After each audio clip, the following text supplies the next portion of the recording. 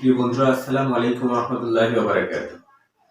আজকে এমন একটি ভিডিও দেখব, খুবই একটা গুরুত্বপূর্ণ ভিডিও। তো আপনারা জানেন যে গত কয়েকদিন আগে শাইখ আহমদুল্লাহ উনি কিন্তু একটা কথা বলেছিলেন যে আমাদের নবীজি মুহাম্মদ সাল্লাল্লাহু আলাইহি ওয়াসাল্লাম 40 বছরের নবুয়ত পেয়েছেন এবং 40 বছর আগে তিনি নবী ছিলেন না। তো 40 বছর আগে তিনি নবী ছিলেন না, এই কথা কিন্তু তিনি বলেছিলেন। কি কথা বলেছেন আমরা একটু শুনে আসি। 40 বছর পর্যন্ত উনি নিজে তো নবী ছিলেন না, উনি নবী হয়েছেন তারপরে। আহমদুল্লাহ সাহেবকে বলতে চাই, আমি 48 ঘন্টা সময় দিলাম। 48 ঘন্টার ভিতরে তার বক্তব্যকে উড্ড করতে হবে, তওবা করতে হবে, জাতির কাছে ক্ষমা চাইতে হবে, আল্লাহর কাছে ক্ষমা চাইতে হবে। যদি ক্ষমা না চায় আমি আইনানুগ ব্যবস্থা নিব।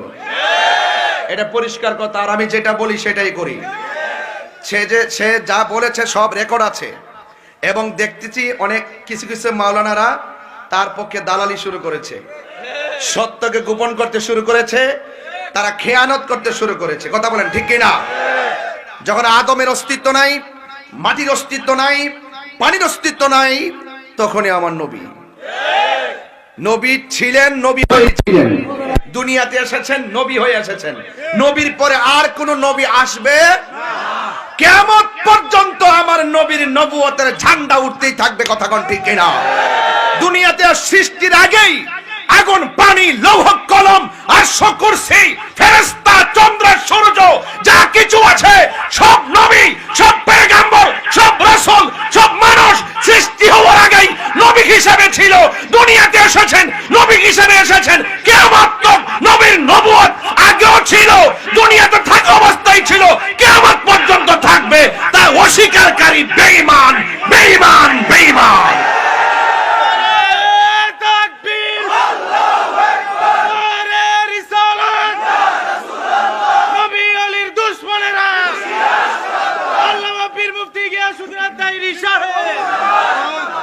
আমার ভাইয়েরা, আপনারা কি আমার কথায় বেজার হয়েছেন, রাগ করেছেন? তা আমার নবী নবুয়তি পাওয়ার, আমার নবী 40 বছরের পূর্বে নবী ছিল কি ছিল না? যে ব্যক্তি বলে এর আগে তো তিনি নবী ছিল না, এই কথার দ্বারা সে শুধুমাত্র নবুয়তকে অস্বীকার করে নাই, সে ডাইরেক্ট আমার আল্লাহ যে রুহানি জগতের সব নবীদেরকে নিয়ে ওয়াদা করেছেন, ওয়া ইজ আখাযাল্লাহু মিসাকান নাবিয়্যিনা লামা আতাইতুকুম মিন কিতাবি ওয়া হিকমা সুম্মা জাআকুম রাসূলুম মুসাদ্দিকুল লিমা মাআকুম লা তুমিনুন্না বিহি ওয়া লা। শাইখ আহমদুল্লাহ এবং তাহিরি হুজুর দুইজনের কথা তো শুনলেন। তো কার কথাটা যুক্তিযুক্ত হয়েছে আপনারা অবশ্যই কমেন্ট বক্সে জানিয়ে দেবেন এবং ভিডিওটি বেশি বেশি করে শেয়ার করে দেবেন এবং ফলো করবেন। সবাই ভালো থাকবেন, সুস্থ থাকবেন। আসসালামু আলাইকুম।